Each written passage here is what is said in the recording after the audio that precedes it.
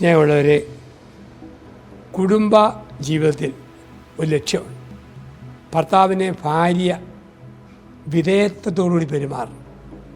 ഭർത്താവ് ഭാര്യയോടും വിധേയത്വമുള്ളവരായി പെരുമാറണം. എന്താണ് വിധേയത്വം? വിധേയത്വം ജീവിതത്തിൽ പെരുമാറ്റം വഴി കാണിക്കേണ്ടതാണ്.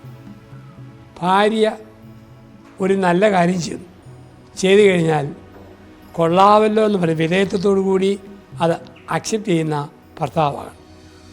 ഭർത്താവ് ഒരു നല്ല കാര്യം ചെയ്തു, വിധേയത്വത്തോടു കൂടി വഴങ്ങുന്ന ഒരു ഭാര്യയാകണം. പണ്ട് ഭർത്താവിൻ്റെ വരുമാനത്തിൽ ആശ്രയിച്ച് സ്ത്രീകൾ കഴിഞ്ഞ കാലഘട്ടത്തിൽ സ്ത്രീ ഒരുപാട് വിധേയത്വം കാണിക്കുമായിരുന്നു.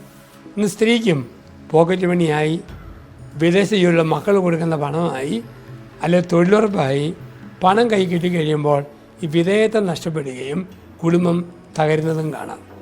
സ്ത്രീകൾ ഓർക്കാനുള്ളത്, എന്ത് പണമുണ്ടെങ്കിലും എന്തെല്ലാം നേട്ടമുണ്ടെങ്കിലും ഞാൻ വെറുതെ കുഞ്ഞുങ്ങളുടെ നന്മയ്ക്ക് വേണ്ടി, വീടിൻ്റെ നന്മയ്ക്ക് വേണ്ടി വിധേയത്വം കാണിച്ച് വഴങ്ങിക്കൊടുക്കുന്ന ഒരു ഭാര്യയാകണം.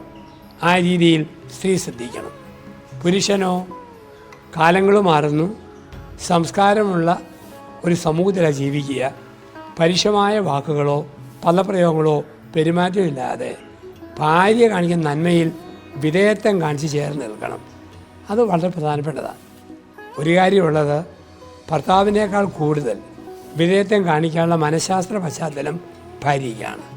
കാരണം പ്രസവവേദന സഹിക്കുന്നത് അവളാണ്, ഉറക്കളിക്കുന്നത് അവളാണ്, കുഞ്ഞുങ്ങൾക്ക് വേണ്ടി ഒരുപാട് ഉറക്കളിച്ച് കഷ്ടപ്പെടുന്നത് ഭാര്യയാണ്, ഒത്തിരി പണികൾ അടുക്കളയിൽ ചെയ്യുന്നത് ഒരു ഭാര്യയാണ്. അപ്പം അങ്ങനെയുള്ളപ്പോൾ കൂടുതൽ ക്ഷമിക്കാനും വിട്ടുവീഴ്ച കാണിക്കാനുള്ള ഒരു മാനസിക തലം ഈശ്വരൻ ഓരോ സ്ത്രീക്കും കൊടുത്തിട്ടുണ്ട്. അത് അവൾ ഉപയോഗിച്ചില്ലെങ്കിൽ കുടുംബം തകരാം. പരുഷമായ ഭാഷ പറയുന്ന പരുക്കനായ ഭർത്താവിനോട് അതേ രീതിയിൽ ഭാര്യ പെരുമാറാൻ തുടങ്ങിയാൽ ആ കുടുംബം തകർന്നു പോകും. അവിടെയാണ് ഒരു വിധേയത്വം. ആ വിധേയത്വം എന്തിലേക്ക് നയിക്കും? വീണ്ടെടുപ്പിലേക്ക്. വിധേയത്വത്തോടെ ജീവിച്ചോ ഒരു വീണ്ടെടുപ്പിലേക്ക് വരും. കല്യാണം കഴിഞ്ഞ നാളുകളിൽ ഒരുപാട് കുറവുള്ള ഭർത്താവിനെയാണ് കിട്ടിയത്. പക്ഷേ വിധേയത്വത്തോടെ കൂടെ നിന്ന് ആ കുറവുള്ള ഭർത്താവിനെ വീണ്ടെടുക്കാൻ ഭാര്യയ്ക്ക് പറ്റും. കല്യാണ നാളുകളിൽ ഒത്തിരി പോരായ്മയുള്ള ഒരു സ്ത്രീയെ കിട്ടി. പക്ഷേ ഭർത്താവിൻ്റെ സൗമ്യ സാമീപ്യം വഴി, സ്നേഹസാമീപ്യം വഴി അവളെ വീണ്ടെടുക്കാൻ പറ്റുക എന്നുള്ളതാണ്. കല്യാണം കഴിഞ്ഞ് 2 വർഷം കഴിഞ്ഞും ഭർത്താവിൻ്റെ കുറ്റവും പറഞ്ഞു നടന്നാൽ അതിൻ്റെ അർത്ഥം ഭർത്താവിനെ നേടാൻ പരാജയപ്പെട്ട ഭാര്യയാണവൾ. കല്യാണം കഴിഞ്ഞ് വർഷങ്ങൾ കഴിഞ്ഞും ഭാര്യയുടെ കുറ്റം പറഞ്ഞ് ഭർത്താവ് നടന്നാൽ ഭാര്യയെ നേടാൻ പരാജയപ്പെട്ട ഭർത്താവാണ്. വിധേയത്വത്തോടു കൂടി ഭാര്യയെ നേടാം, ഭർത്താവിനെ നേടാം. അങ്ങനെ നമുക്ക് സാധിക്കണം. അപ്പോൾ ഓരോരോ രീതിയിൽ നമുക്കറിയാം ഈ വീണ്ടെടുപ്പെന്ന് പറയുന്നത്. ഉദാഹരണം, ഭർത്താവിന് ഒരുപക്ഷെ നല്ല കടുപ്പമുള്ള പണി ചെയ്യാനായിരിക്കും പറ്റുക. അവൻ ആ വഴിയിൽ കുടുംബത്തെ നയിക്കുമ്പോൾ ഭാര്യ മൃദുലമായ ജോലികൾ ചെയ്യാനുള്ള മാനസികാവസ്ഥയായിരിക്കാം. ആ രീതി അവൾക്ക് ശരീരഘടനയിൽ തന്നെ വ്യത്യാസമുണ്ടല്ലോ.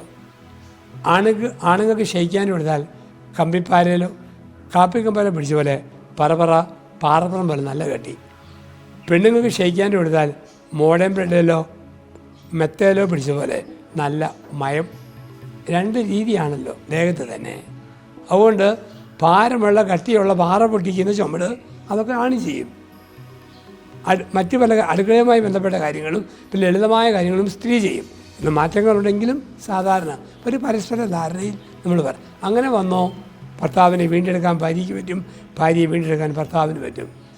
ആണുങ്ങൾക്ക് ക്ഷയിക്കാൻ കൊടുത്തോ ഭയങ്കര കട്ടി, പെണ്ണുങ്ങൾക്ക് ക്ഷയിക്കാൻ കൊടുത്താൽ നല്ല മയം. ഈ വ്യത്യാസമുണ്ട്. ആണുങ്ങൾക്ക് സഹനശക്തി കുറവ്, പെണ്ണുങ്ങൾക്ക് സഹനശക്തി കൂടുതൽ. ആണുങ്ങൾക്ക് തലവേദന വന്നോ 3ാം ലോകമഹായുദ്ധം, വൈദ്യവേദന വന്നോ സുനാമി, നെഞ്ചുവേദന വന്നോ ഭൂമി കുലുക്കം. ഭാര്യയും മക്കളും ശ്രദ്ധിച്ചോണം. പക്ഷെ നല്ല സ്ത്രീകൾ കുടലിൽ പഴുപ്പ എന്നാലും പറയും ഉലുവാവെള്ളം കുടിച്ചറിയായിരുന്നു വലിയ മൂളൽ മാറുമെന്ന്, മല്ലികാവ് കുടിച്ചറിയായിരുന്നു തലവേദന മാറുമെന്ന്. സഹിച്ചുകൊണ്ടിരിക്കും. അതുകൊണ്ടാണ് ഈശ്വരൻ പെണ്ണുങ്ങൾക്കാണ് പ്രസവിക്കാനുള്ള വകുപ്പ് കൊടുത്തിരിക്കുന്നത്. ഇത് ആണുങ്ങളുടെ വകുപ്പാണോ? ഒറ്റ പ്രസവം ലോകാവസാനം. അതുകൊണ്ട് ദൈവം കൊടുത്തിരിക്കുന്ന പ്രത്യേകത സ്ത്രീ അവളായിട്ട് മനസ്സിലാക്കുക, ഭർത്താവ് അവനായിട്ട് മനസ്സിലാക്കുക. അവിടെ വിധേയത്വം കാണിച്ച് ജീവിതം കാലി വീണ്ടെടുക്കുന്ന ഉത്തമ ദമ്പതികളാകാൻ ദൈവം വിളിക്കുന്നു. ഈ ചിന്ത ഹൃദയത്തിൽ നമുക്ക് സൂക്ഷിക്കാം. നന്ദി, നമസ്കാരം.